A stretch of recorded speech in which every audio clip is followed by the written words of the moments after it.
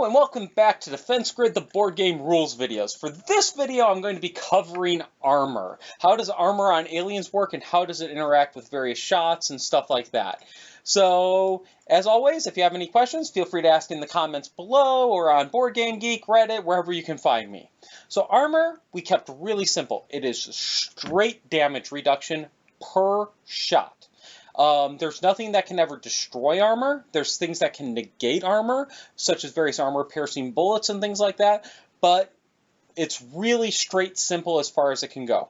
So, a lot of enemies, like the Walker here, and you can see the stats on the front of them, as well as on their various reference cards that we offer in the game, have no armor. In that case, it's pretty simple. So right here, we've got a boosted level 3 cannon tower.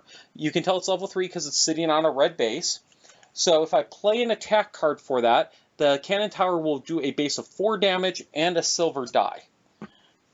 So that's pretty much the base damage if I attack with it. In this case, I did 5 damage to the Walker. I would come here, I could just take off the 5, and that Walker is now really damaged and you're all good. But let's say that same cannon tower was attacking a Juggernaut.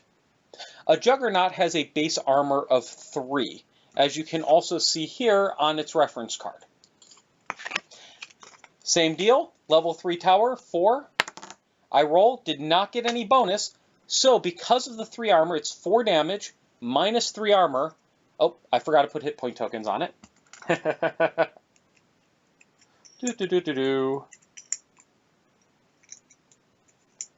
So let's say the sucker had 4 hit points left, I would only remove 1, because that's 4 damage minus 3 armor is 1 point.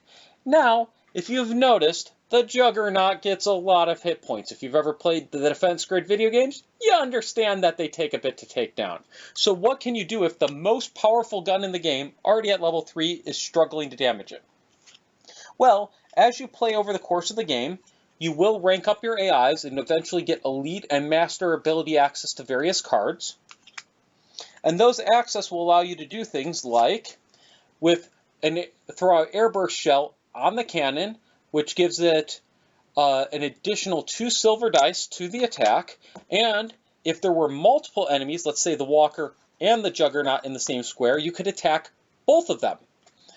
In addition, you could throw on an overcharge, and if you had your special all the way up to master level, you could add 3 additional dice to the attack for a total now of 6 dice on the attack. That's about the most that you will ever get. There's a couple of exceptions that might allow you to do more, but this is usually what you'll see at the top, hence why we include 6 dice in the game. So in this case, now I have a base attack of 4 damage. I roll the dice.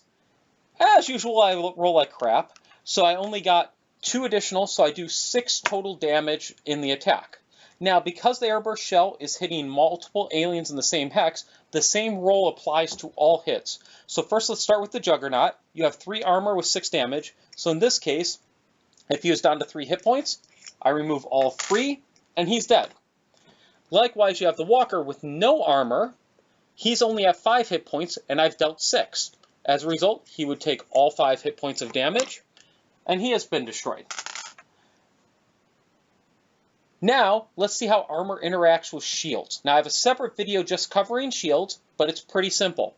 We have a bulwark here that has some shields on it. It also has 1 point of armor. Let's say I did this attack versus it. Because of the shields, unless you have a special card that allows you to bypass shields, I would still only plink off 1 shield, no actual damage to the unit. Now, let's assume for a second that the bulwark had no shields on it, and I dealt the 6 points of damage. 6 points, minus 1 armor, 5 total points of damage, remove the 5-banger, and he's still alive. Hope that helps with armor. If you have any questions, as always, feel free to ask, and thank you very much, and I hope you're enjoying the game.